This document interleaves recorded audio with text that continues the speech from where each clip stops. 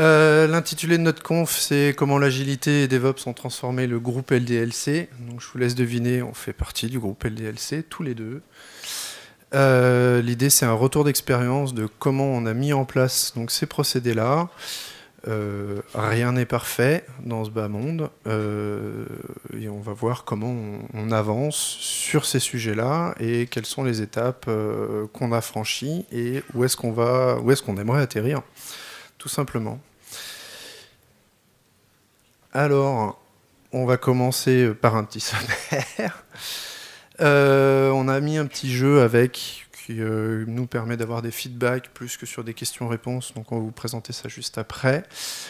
On va dire grosso modo qui nous sommes, qu'est-ce qu'on fait, c'est quoi le contexte LDLC en 2016 et où est-ce qu'on en est aujourd'hui et qu'est-ce qu'on souhaite faire demain. Alors, comme cette présentation va également concerner un petit peu d'agilité et de Scrum, on vous propose une petite rétrospective. Donc, je vais prendre... Enfin, on va prendre 5, parce qu'on ne peut pas prendre toute la salle, sinon il y en aurait pour 1000 ans. Je vais prendre 5 volontaires, et si je n'ai pas de volontaires, je les désignerai moi-même, pour faire avec nous une petite rétrospective. Donc, l'idée, c'est que je vous donne 3 post-it verts, 3 post-it orange. Dans les post-it verts, l'idée, c'est en gros de restituer à la fin de la présentation ce qui vous a plu dans la présentation, voilà, quels sont les sujets que vous avez aimés, qu'on ait abordés. Et les post-it orange, quels sont les sujets que vous auriez aimé qu'on aborde, ce qui peut également entamer déjà des futures questions à la fin de la présentation. Voilà, donc j'attends les futurs volontaires. Super, j'arrive. Bon, en parallèle de ça, quelques goodies, on va les mettre sur la table. Ou servez. Ça sera le cadeau. J'enchaîne, comme ça c'est plus simple, pendant que Patricia distribue. Je me présente, je suis Cédric Bezeau, je suis lead architecte au sein du groupe LDLC depuis 2 ans. Je travaille principalement sur des problématiques d'architecture, logique, mais également sur des problématiques d'API, de middleware, de monitoring. Et j'assure toute la collaboration et d'essayer donc de réduire les impediments, comme on pourrait dire, sur de l'agilité ou sur du DevOps, entre les équipes de dev, les équipes ERP, on en parlera un petit peu tout à l'heure, et les équipes d'infra, donc notamment helpdesk, infrastructure machine, mais également toute la partie astreinte. Voilà, je vais laisser Patricia se présenter et je vais continuer les post-it à sa place. C'est bon, il reste un bon. Tiens. Eh bien, donc, moi, je me présente. Donc, Patricia Sommet, je travaille au groupe SQL... LDLC, pardon. Désolée. LDLC. Voilà. Depuis 2 ans.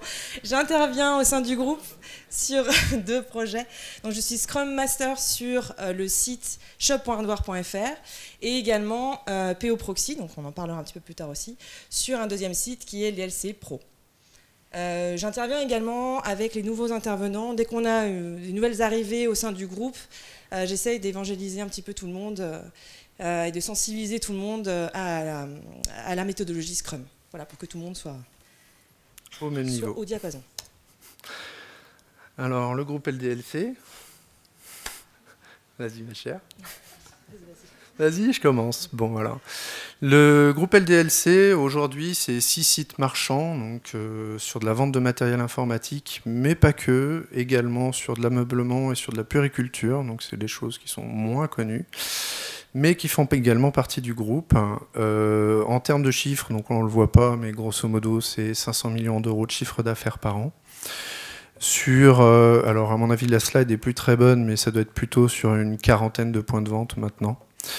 Et bon, pour des infos logistiques, 7000 colis jour, 50 000 références, 1700 marques, etc.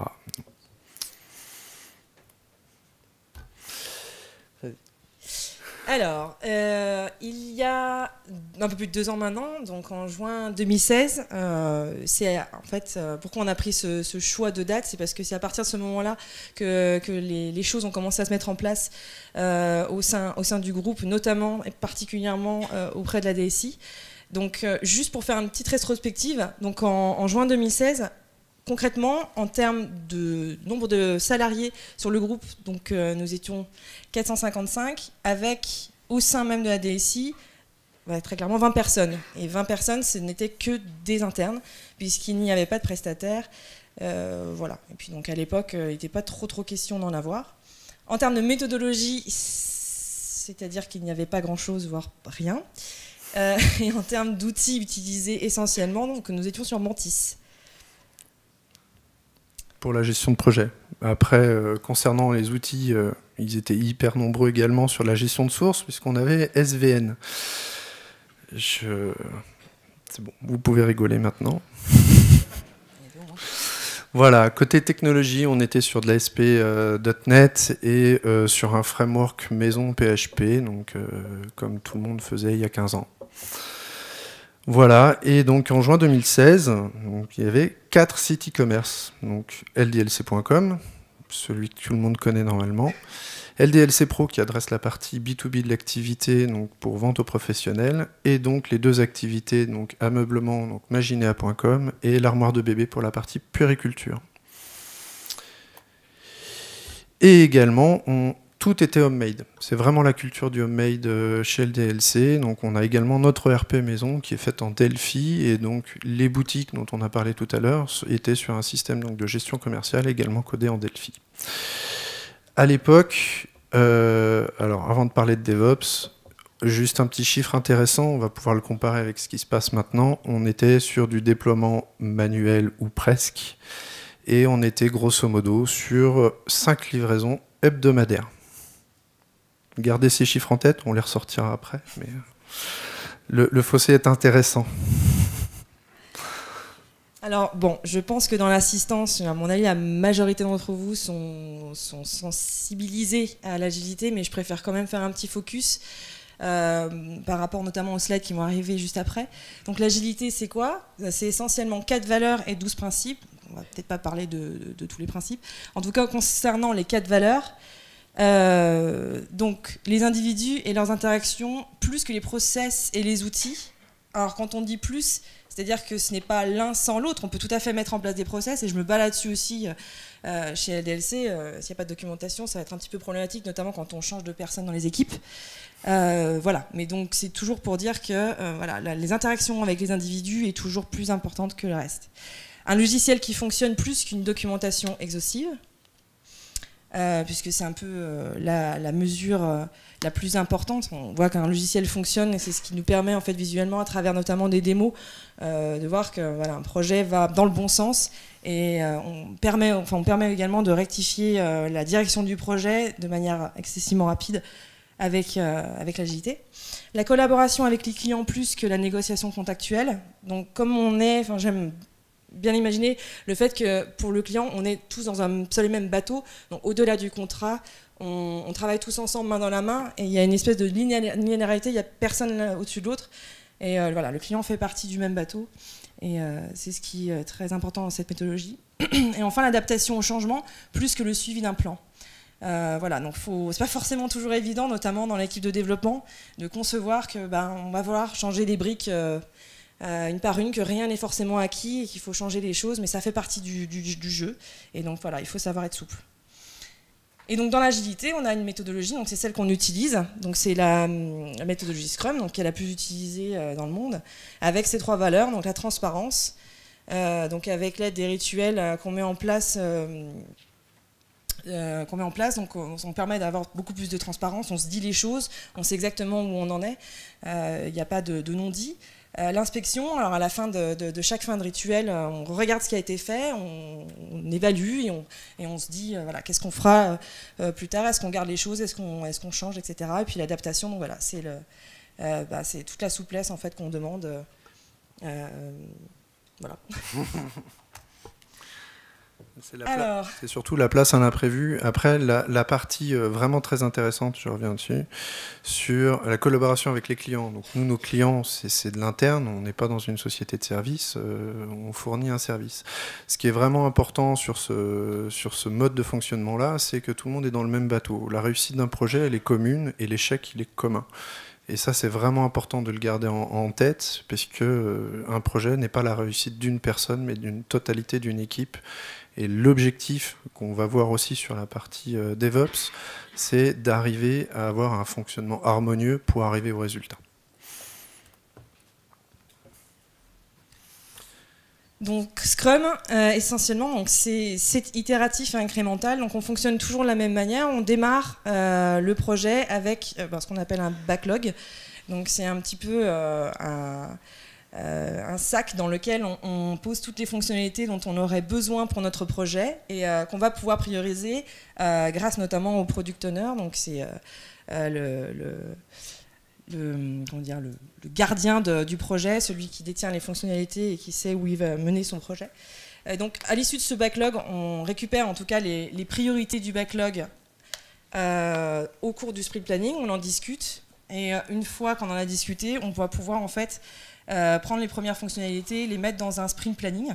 Donc c'est la deuxième petite chose qu'on voit juste après. Et voilà, donc une fois que le sprint planning est fait, on va pouvoir partir en fait sur un cycle de environ, enfin nous en tout cas chez nous c'est 2 semaines, ça peut être un peu plus. Au cours de ce sprint de 2 semaines, où les développeurs vont pouvoir travailler sur les fonctionnalités qui auront été priorisées pendant le sprint planning, on a des daily meetings, tous les matins on se voit pendant un quart d'heure, on va s'expliquer entre nous, chacun va expliquer en fait ce qu'il a fait la veille, ce qu'il compte faire ce jour, et quelles sont les difficultés qu'il a rencontrées. Donc ça, on rentre complètement dans le cadre de la transparence où là, on n'échappe pas à ce qui se passe. On sait exactement qui travaille sur quoi, sur quel sujet, quelles sont les difficultés qu'il a pu rencontrer. Ce qui est intéressant, c'est que bien souvent, comme on se dit les choses, souvent on se rend compte que la personne qui est à côté de nous peut détenir la réponse et en tout cas peut aider son collègue. Donc en termes de rapidité d'exécution, je trouve qu'on ne fait pas mieux. donc voilà, donc les délits c'est quand même hyper intéressant et crucial. Et à l'issue de ça, à l'issue de ces 2 semaines, on arrive à une sprint review. Donc c'est la fameuse inspection. On va regarder ce qui a été fait pendant les 2 dernières semaines, on va faire le bilan, et puis surtout on va se dire, ok, donc il y a des choses qui n'ont pas été terminées, qu'est-ce qu'on en fait? Est-ce qu'on le conserve pour le prochain sprint? Est-ce qu'on finalement ça devient moins prioritaire qu'une autre fonctionnalité? Voilà, est-ce qu'on le met de côté? Donc là vraiment le sprint review elle est faite pour se poser les bonnes questions, et c'est ce qui nous permet finalement d'avancer, c'est les fameuses briques qu'on enlève et qu'on remet pour monter sa petite maison. Et voilà, et donc à l'arrivée de tout ça, on est censé avoir une partie du projet opérationnel. Voilà, donc c'est nos fameux incréments qu'on a au fur et à mesure de notre projet. Et ainsi de suite, et on continue comme ça indéfiniment. J'allais dire jusqu'à ce que le projet soit fini, mais il n'est jamais fini. Mais en fait, voilà, donc c'est notre fameux cercle vertueux. Ok, donc sur la suite, on va parler vite fait de DevOps. Alors, est-ce que quelqu'un est capable de savoir déjà ce que c'est? Parce que le tout de dire qu'on fait du DevOps, c'est des fois pas suffisant. Alors, on va repartir un peu plus loin sur notre incrément produit que Patricia vient de vous donner, donc qui est l'élément de sortie de votre sprint. On va en reparler dans 2 minutes. J'aimerais juste faire un petit focus sur DevOps. Qu'est-ce que c'est que DevOps ? DevOps, la définition de base, c'est l'association du monde des devs avec le monde des ops, tout simplement.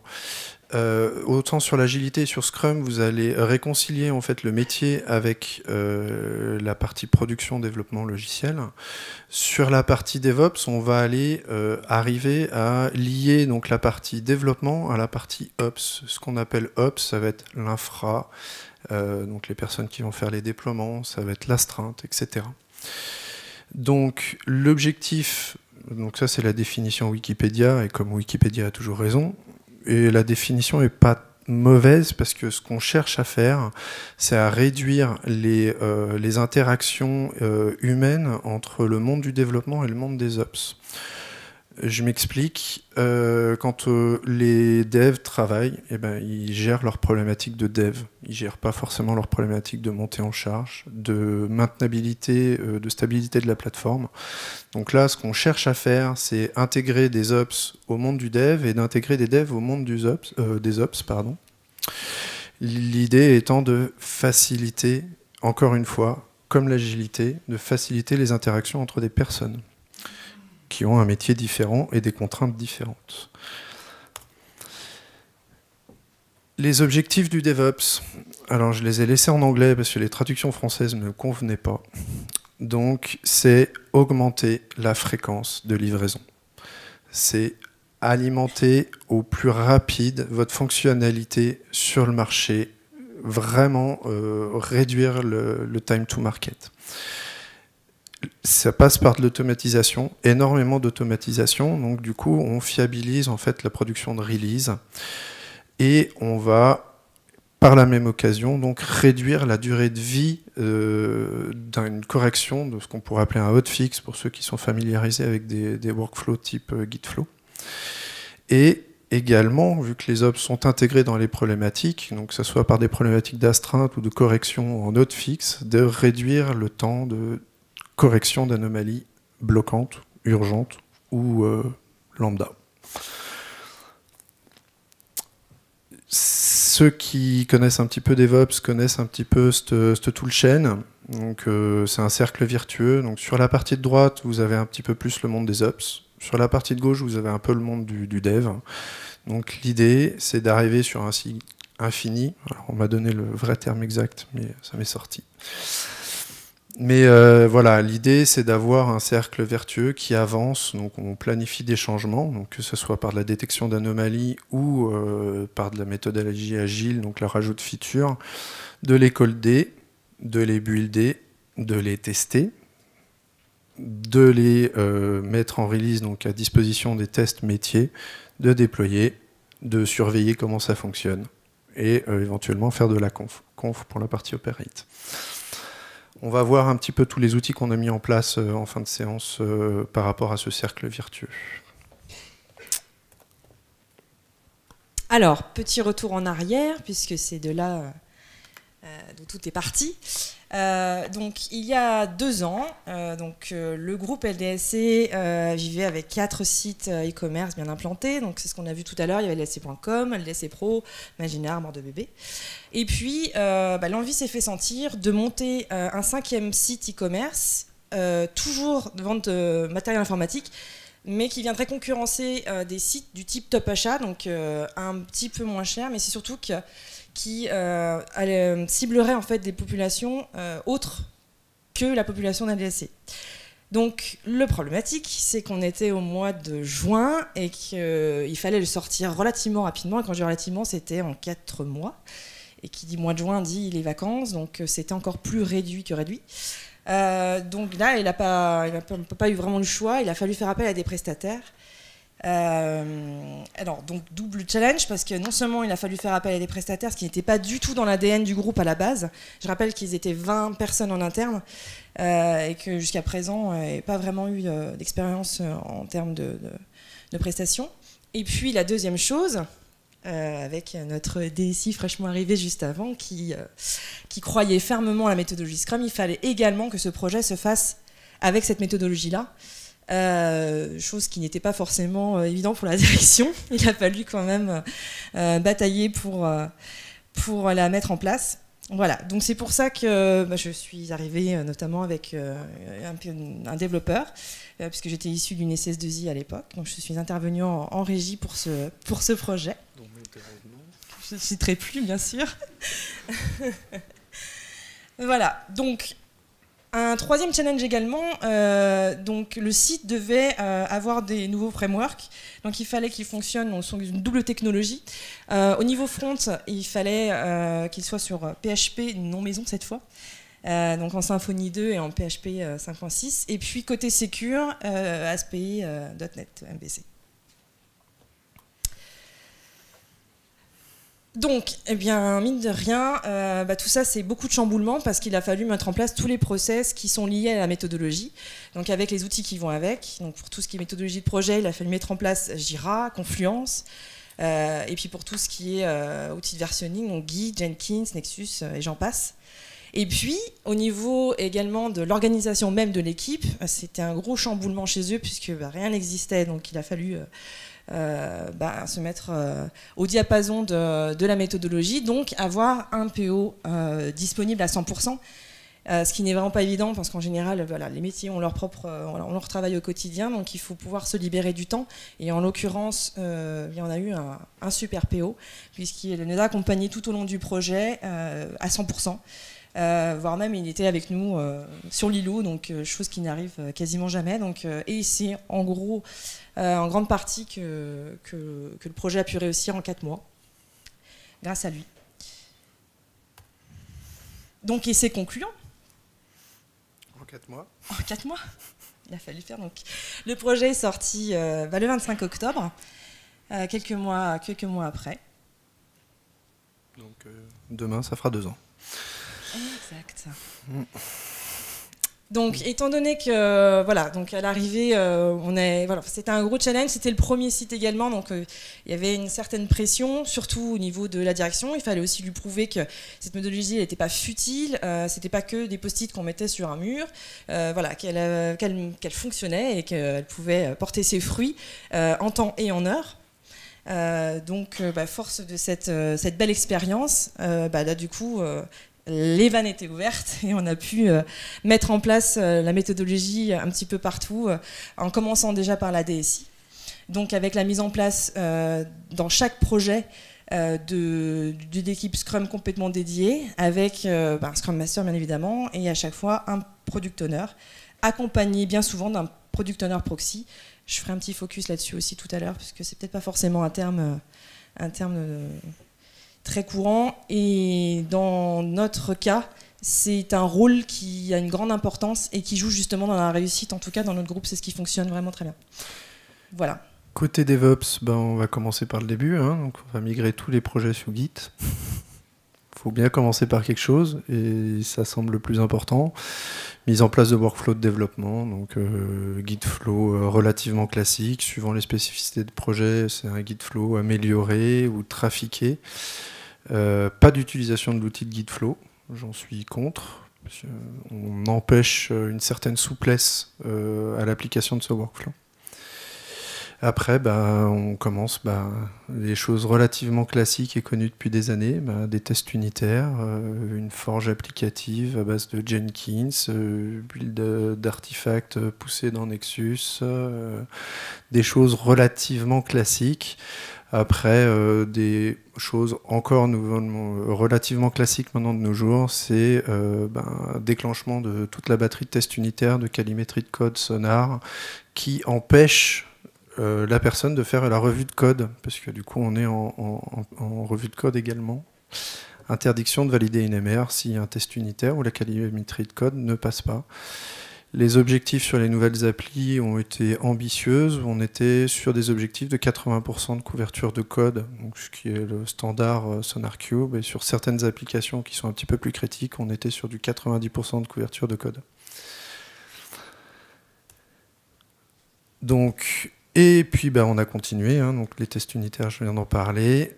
Déploiement de Jira sur la totalité des services du groupe, que ce soit pour le support helpdesk, sur la totalité de nos projets, soit en méthodologie Scrum, soit en méthodologie Kanban, suivant la typologie de projet. On s'adapte, donc c'est le concept de l'agilité. Et puis voilà, ça se passe bien. Tous les services utilisent, tous les services du groupe utilisent Jira. Alors nous vraiment de façon poussée, mais tous les services l'utilisent également comme outil de ticketing dans lequel ils peuvent nous remonter les bugs, les idées de fonctionnalités. Voilà, donc c'est vraiment un outil central, extrêmement utilisé chez nous et également dans tous les services. Donc c'est important aussi d'évangéliser tout le monde parce que voilà, on utilise un outil agile et même si de près ou de loin tout le monde n'est pas forcément concerné par cette méthodologie, finalement ils le sont tous un petit peu puisqu'on travaille tous en commun et il faut qu'on parle le même langage. J'ai avancé un peu vite.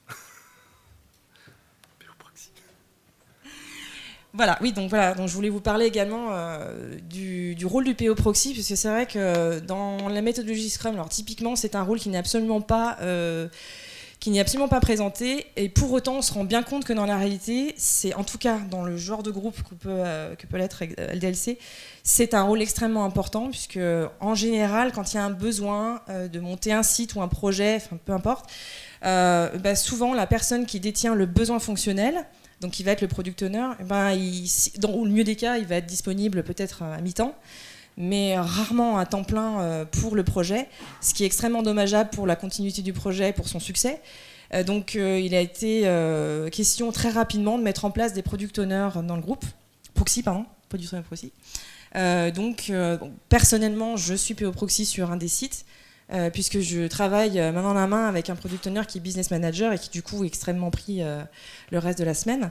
Voilà, donc, et je trouve que c'est un rôle extrêmement important parce que du coup il fait le lien avec le reste de l'équipe Scrum, avec le Scrum Master aussi, on est tout le temps...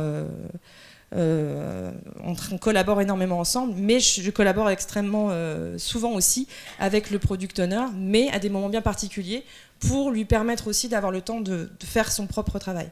Donc voilà, donc c'est un rôle qui est vraiment transverse, qui est important, parce que sans ce rôle-là, sur des projets où il n'y en aurait pas, on pourrait vite aller droit dans le mur et avoir un projet finalement qui soit prendrait du retard, soit ne pourrait pas aboutir, soit voilà, on perdrait également des informations au niveau du projet. Il y aurait des fuites et du coup on ne pourrait pas forcément mener à bien le projet, il y aurait des questionnements, des doutes, et du coup les développeurs ne pourraient pas forcément faire correctement leur travail. Donc voilà, donc je pense que c'est tout un rouage, et le product owner permet cette fluidité. Voilà, c'est pour ça que le product owner Proxy, pour moi, est un rôle extrêmement important. Et même s'il n'est pas dans le guide, je pense qu'au quotidien, il faut le mettre en place si la question doit se poser. Voilà. Alors, j'en ai un petit peu parlé tout à l'heure. Donc l'adhésion du groupe pour la méthodologie, elle n'a pas forcément... on partait pas forcément au départ sur quelque chose d'acquis, puisqu'il y avait une certaine réticence quand même au démarrage de la part de la direction. Comme je l'ai évoqué, c'était un petit peu... ludique, pas forcément, je dirais pas jusqu'à futile, mais en même temps, voilà, ils pensaient vraiment que la méthodologie n'allait pas forcément apporter quelque chose de concret, en tout cas, n'allait pas forcément mener à une réussite totale. Donc voilà, ça a été un des gros challenges. Et c'est vrai que du coup, le premier projet était important, il fallait vraiment le réussir pour prouver justement à la direction que c'était une méthodologie fiable, valable et qui peut perdurer. Et c'est pour ça que maintenant, quand on voit aujourd'hui le bond en avant qu'on a fait avec cette méthodologie-là, le fait de voir que que la DSI, oui, mais que tous les autres services se travaillent avec cette méthodologie, on se dit c'est gagné. La direction prend complètement part à la méthodologie, donc voilà, ça c'est une vraie belle réussite. Exactement. Bon, donc du coup, nous, côté DevOps, comme on automatise un certain nombre de choses, donc des déploiements via Jenkins, en zéro downtime, quand on met en place des infrastructures YAC, infrastructure as a code pour ceux qui ne connaissent pas, on arrive à une augmentation très nette de la qualité des livrables, et donc une réduction massive des taux de défaut, donc qui provoque l'amusement de certains pour provoquer des petits jeux entre nous, c'est-à-dire la personne qui va baquer le plus de MEP va ramener des croissants. Donc ça reste dans le bon esprit, ça donne du challenge. Donc on a deux personnes en particulier qui se chambrent un petit peu sur le nombre de bacs qu'ils pourraient faire. Et c'est plutôt amusant, et je trouve que c'est plutôt intéressant d'essayer d'objectiver les gens sur la qualité de leurs livrables. Maintenant, qu'est-ce qu'on va faire demain chez LDLC ? On est en train de s'occuper de la refonte du site LDLC pour une version 4, donc, qui est en cours, avec la sortie de la version suisse aujourd'hui, il y a 1 heure. la version Espagne il y a une semaine. La France, un jour. Bientôt. Côté architecture, donc là plus sur mon cœur de métier de base, on arrive sur une architecture orientée SOA à base d'un ESB qui lui est fait en Java. Donc, je suis historiquement du monde PHP, mais j'ai basculé du côté Java. J'aime le café. Et donc, refonte du système de logiciel de gestion commerciale en magasin, donc, qui était une GCO sous Delphi. Et donc, on est passé sur un système un petit peu en mode SaaS, avec donc l'ESB en termes de fournisseur d'API et une application sous Angular 4.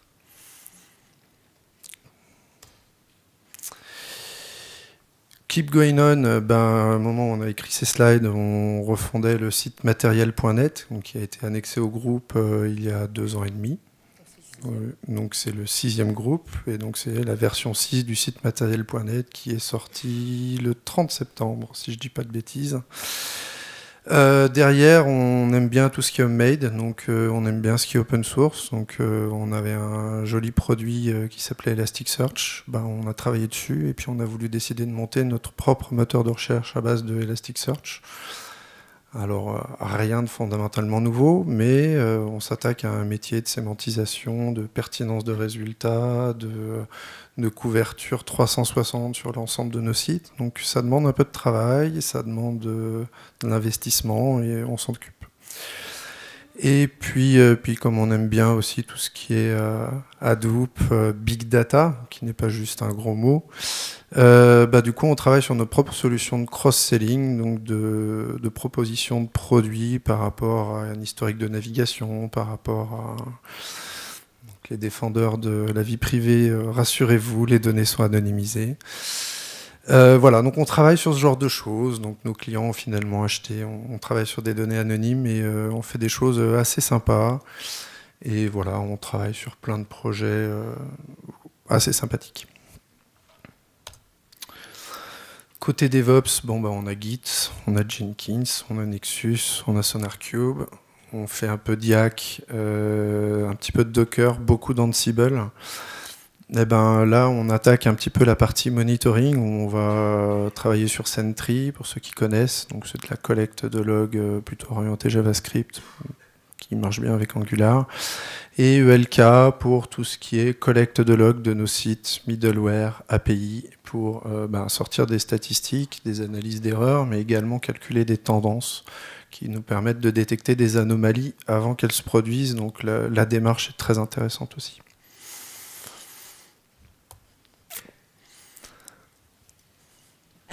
Alors, LDLC avant-après, voilà, donc on trouvait intéressant de montrer justement sur une slide ce qui a pu se passer finalement en 2 ans, parce que 2 ans dans la vie d'une société, c'est pas grand-chose, et je trouve que justement il s'est passé énormément de choses en 2 ans chez LDLC.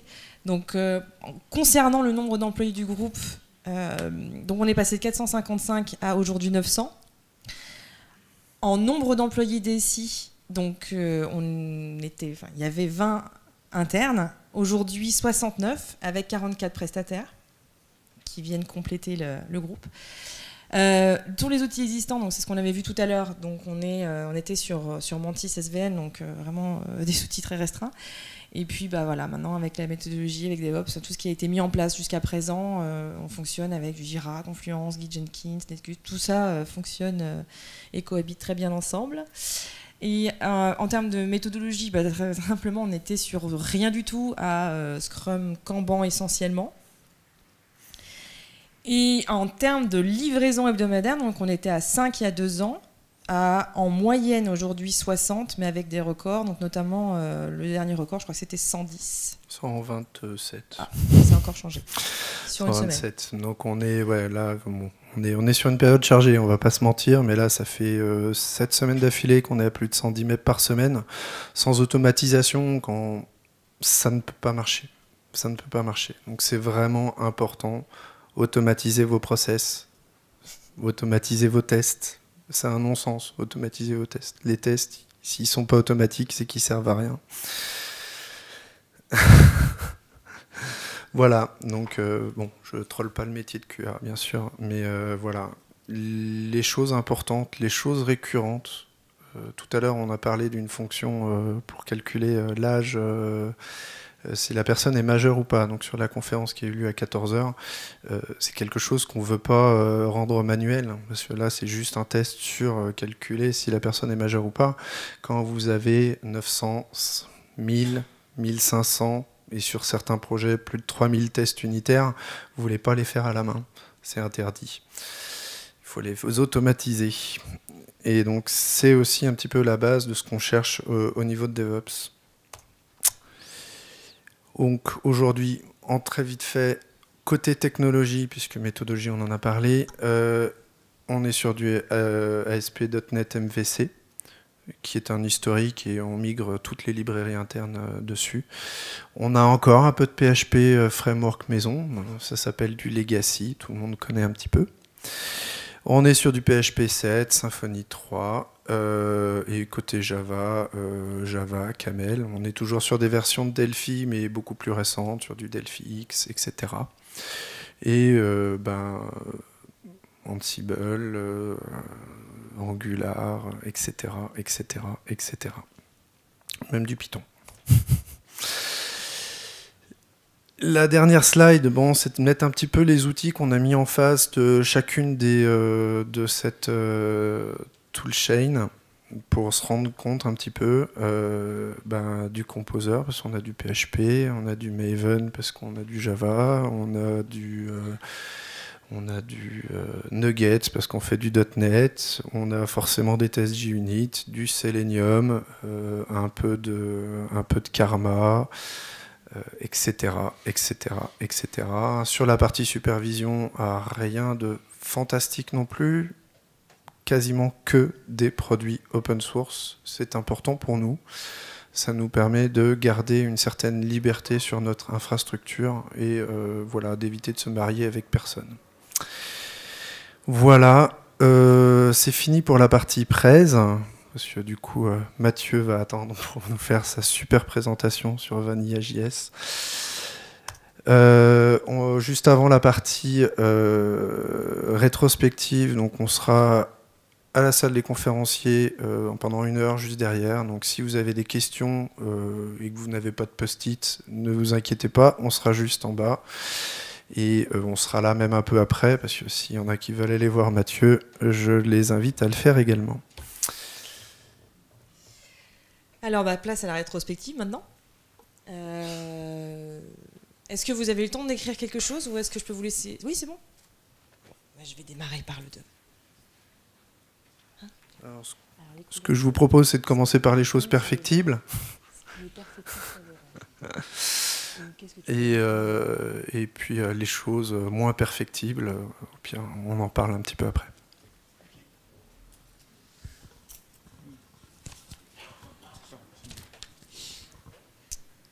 Bonjour, merci pour votre présentation déjà.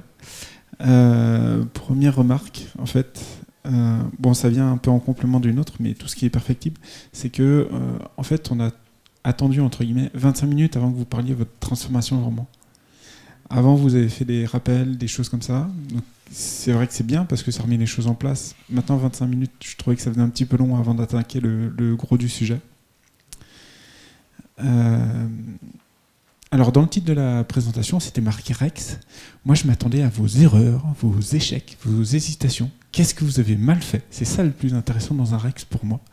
Et j'étais un petit peu déçu parce que du coup, j'ai l'impression que tout a bien été dans le meilleur des mondes. Ça s'est déroulé parfaitement.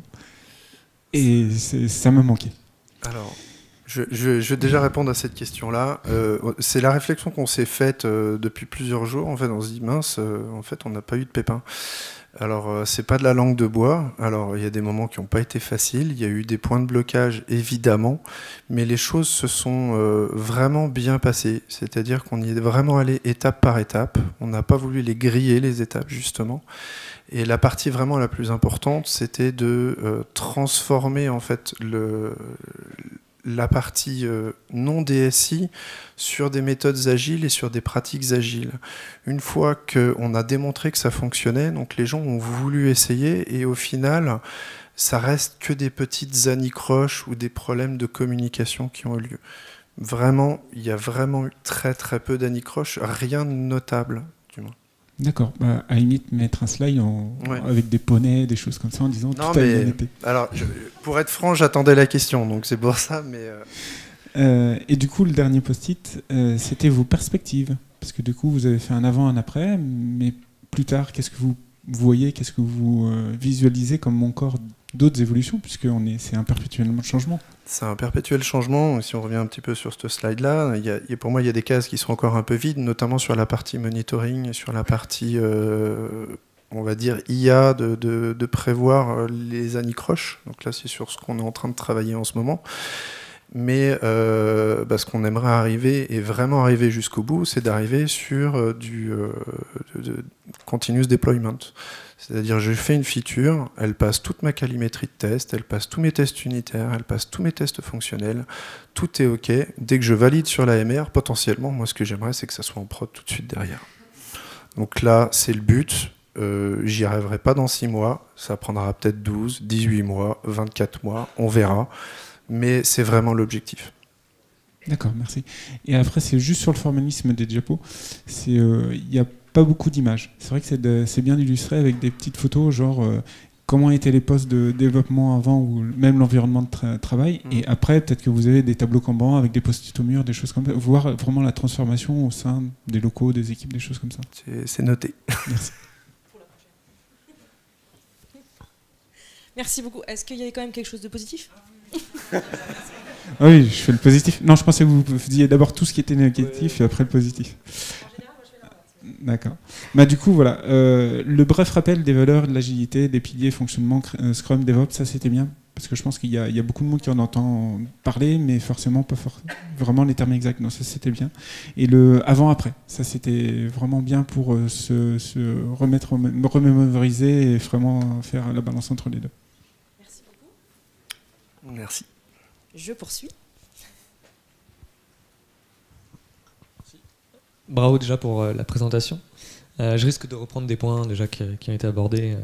L'un des premiers trucs que j'ai relevé qui m'a marqué, pas de suite mais presque, je crois que ça m'a vraiment marqué qu'une ou deux fois sur toutes les slides, donc quelque part c'est pas méchant. C'est pas grave si le temps de parole il est pas égal en fait.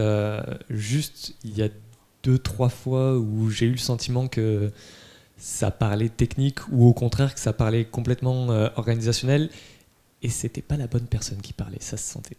Alors, je vais pas demander de vous battre comme ça, mais quand l'exemple concret que j'ai eu en tête, c'était au moment où on a parlé back et front et PHP, ASP, enfin, oui. Non, ça m'a marqué un petit peu. Voilà, ça arrive, c'est rien de méchant, mais juste voilà. C'est ça. Mais ça n'empêche. C'est arrivé aussi dans le sens, hein, on se rassure. Je peux pas m'empêcher de faire la remarque. Je suis agiliste convaincu et certifié, il n'y a pas de problème. Je peux pas m'empêcher de faire la remarque SQLi. C'est pas gênant, par contre, comparé en fait, à ce qui a été dit tout à l'heure, mon côté c'est un peu l'inverse, c'est-à-dire en fait, on n'a pas eu tant que ça de background de votre côté sur vos personnes en elles-mêmes par rapport à qu'est-ce qui s'est passé avant, pourquoi vous connaissiez pas l'agile, qu'est-ce qui a fait que en étant présent dans la boîte vous ne l'aviez pas et que c'est arrivé par rapport à votre personne. En fait, je parle pas de la boîte en elle-même, pourquoi elle en a eu besoin, mais vous de façon individuelle, qu'est-ce qui vous a poussé à vouloir le faire? On était agiliste et DevOps avant d'arriver, en fait on est arrivé sur cette période-là. Donc en fait on a été recruté aussi pour ça. En fait, moi j'ai fait un petit lapsus. Donc effectivement, moi je venais d'une SS2I, je suis arrivée chez LDLC en tant que prestataire.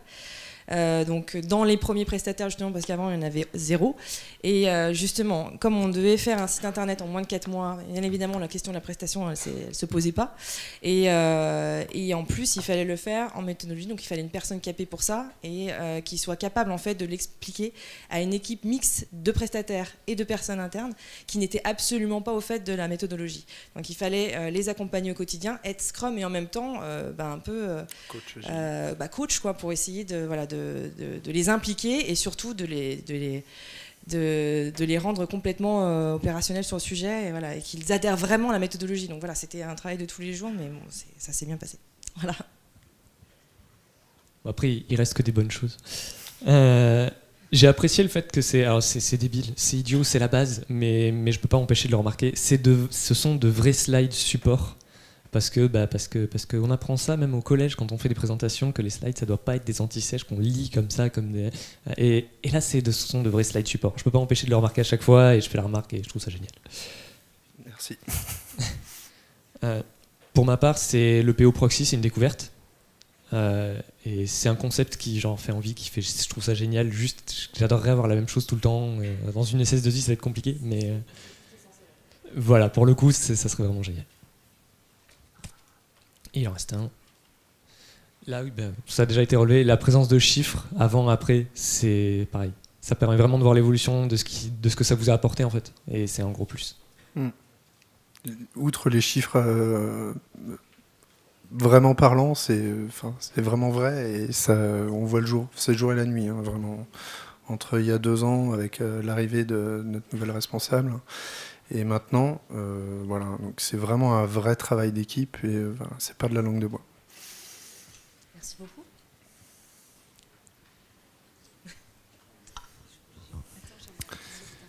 J'ai un perso pour toi.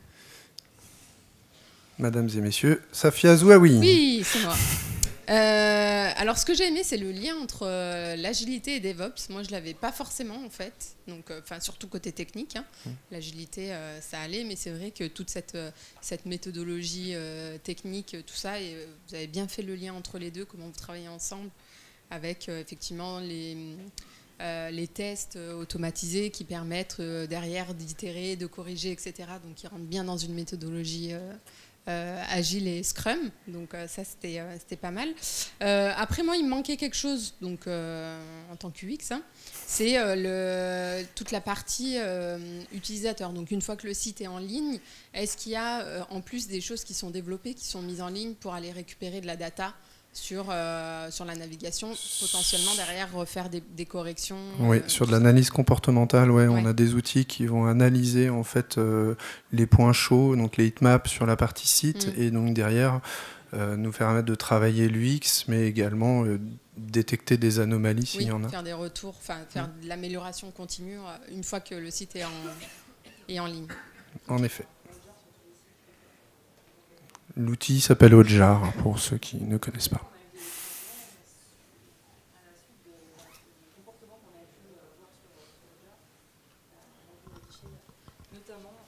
J'ai un exemple comme ça sur la Home, tu l'avais remonté. Sur la Home, voilà, on s'était rendu compte qu'il y avait un endroit justement qui n'était pas approprié, où on avait mis en place, je crois, les nouveautés ou les meilleures ventes, qui n'étaient pas du tout au bon endroit par rapport à la zone dans laquelle les clients, en tout cas les utilisateurs, cliquaient. Et donc voilà, donc on a fait des modifications suite à ça, donc c'est utile. C'est tout, un bien, pas bien. Est-ce qu'il y avait un autre volontaire ou des questions ? Est-ce qu'on a encore 5 minutes, je crois ? Alors bonjour. Du coup, je vais revenir sur les mêmes choses. Hein, mais oui, alors ma première remarque, clairement, les slides avec que du texte, moi, j'aime pas du tout. Ça manque d'images. Et en plus, vous pouvez en mettre plein, parce que vous pouvez mettre les images des sites avant-après, les images des nouveaux sites, les images, les photos du tableau Kanban, les photos de l'équipe avant-après. Vous avez plein de choses sur lesquelles vous pouvez mettre des images. Je suis désolé, j'ai commencé par le négatif. Un petit manque de tonus sur... Prenez un café. Prenez un 6e. On va passer un peu dans le positif. J'ai bien aimé, par contre, c'est super exhaustif. Ça vous présenter bien tout dans les détails, rien n'est oublié. Et du coup, voilà, on a une bonne overview de tout ce qui s'est passé, comment, pourquoi, d'où on est parti, où est-ce qu'on arrive. Et du coup, ça revient à ce point-là. C'est une histoire agréable qui se raconte. C'est voilà, une petite histoire sympathique. Puis la méthodologie, elle est bien présentée. C'est vrai, moi, je connaissais, mais c'est vrai que pour ceux qui connaissent moins, pour le coup, c'est intéressant. Avec quelques petits points rapides, vous arrivez à bien faire une rapide présentation de qu'est-ce que c'est Scrum, qu'est-ce que c'est DevOps et tout. Et c'est vrai qu'en plus, c'est pas des notions forcément faciles. Et du coup, sur la partie retour d'expérience, en effet, je suis hyper fan des problèmes. Ouais, forcément, je trouve que c'est ça qui a le plus de valeur. Mais du coup, je transforme la question en si vous deviez le refaire maintenant, vous changeriez forcément un ou deux trucs, qu'est-ce que ça serait ? Voilà. Côté des méthodologies, pas forcément. Après, on a eu des petits écueils sur Jira, notamment sur des plugins type Tempo qui ne correspondaient pas vraiment à ce qu'on voulait faire. Après, moi, si j'ai des regrets, j'ai pas vraiment de regrets, mais ce serait sur peut-être 2-3 choix de techno, Angular par exemple. Mais bon, c'est autre chose. Ça n'a rien à voir avec la partie DevOps ou agilité, en fait. Après, il y a des choix, des fois ils sont payants, d'autres ils ne le sont pas. Globalement, on ne s'est pas trop trompé sur toute la ligne. Après, rien n'est fini, c'est un boulot sans fin. L'automatisation à outrance, parce que c'est ça le fond du problème, il y a du boulot encore. Merci. Alors, attends, il y a des questions là-bas, oui. On va faire rapidement, au pire, nous on est Alors, je fais très à la vite salle parce- des conférences. Je fais très vite pour éviter de se répéter. Moi, le positif a déjà été dit. La seule chose, effectivement, c'est on ne sait pas exactement si ça a... ce que j'aurais aimé voir, c'est est-ce que ça a infusé hors de la DSI, parce que vous avez parlé de la DSI, et c'est l'objet de la presse. DevOps, non, Non, parce bien que sûr. c'est purement interne à la Non, mais DSI. les mécanismes Par de contre, sprint, oui, l'agilité, oui, ça a infusé les autres groupes. Pas juste l'outil mécanique Jira, mais l'état d'esprit. c'était C'est le des sens de ma questions que je pose souvent en entretien de recrutement, c'est définissez-moi l'agilité en un seul mot. Il n'y a pas de bonne ou de mauvaise réponse, mais on arrive à trouver le mindset de la personne et son niveau de maturité par rapport à l'agilité. Donc moi j'ai mon mot, je ne vous le dirai pas, parce que si vous passez un entretien chez nous, ça sera un peu biaisé.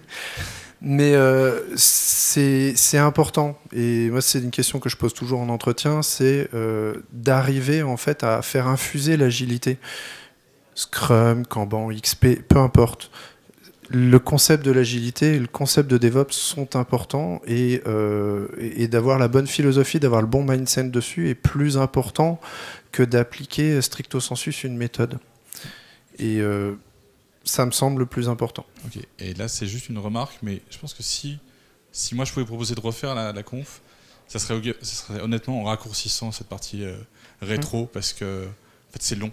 Enfin, Oui. je vais être honnête, c'est très long et en fait, ça se prête plus à des questions rapides. Ouais. Et voilà, c'est juste qu'effectivement, ça a une partie où les gens interagissent peu. Voilà. Mais après, c'est une super idée en soi. Mais peut-être revoir la forme. Revoir un peu la forme, ouais. Voilà. Mais C'est une tentative. L'idée en soi était bien. L'agilité, c'est de l'expérimentation aussi. Voilà, On en a fait une. Vous allez prototyper, C'est tester. pas forcément concluant, on s'adaptera. Bon, merci. De la rétro, c'est peut-être pas forcément d'en faire une du coup. Je crois qu'il y avait des questions. Mathieu est pressé, mais une dernière question. Moi, j'aimerais savoir si vous savez comment justement l'équipe de la DSI a réussi à convaincre le management de partir en agile. Alors, le management de la DSI, donc, qui est ici présent dans la salle, que je ne montrerai pas du doigt, est une personne convaincue. Donc, après, c'est le charisme des personnes qui arrive à influer et à faire diffuser ça. Et les boulots de type coach, j'ai fait un peu de coaching aussi rapidement, mais surtout le boulot de Patricia est important sur l'évangélisation. Il ne faut pas négliger cette partie-là. Si on n'arrive pas à convaincre les gens, si on n'arrive pas à leur faire infuser ça, ça ne marchera jamais. Il faut leur prouver que ça marche aussi, on est bien d'accord. Mais le charisme des gens et la pédagogie des gens, c'est ça le secret en fait. Ok, merci. Merci.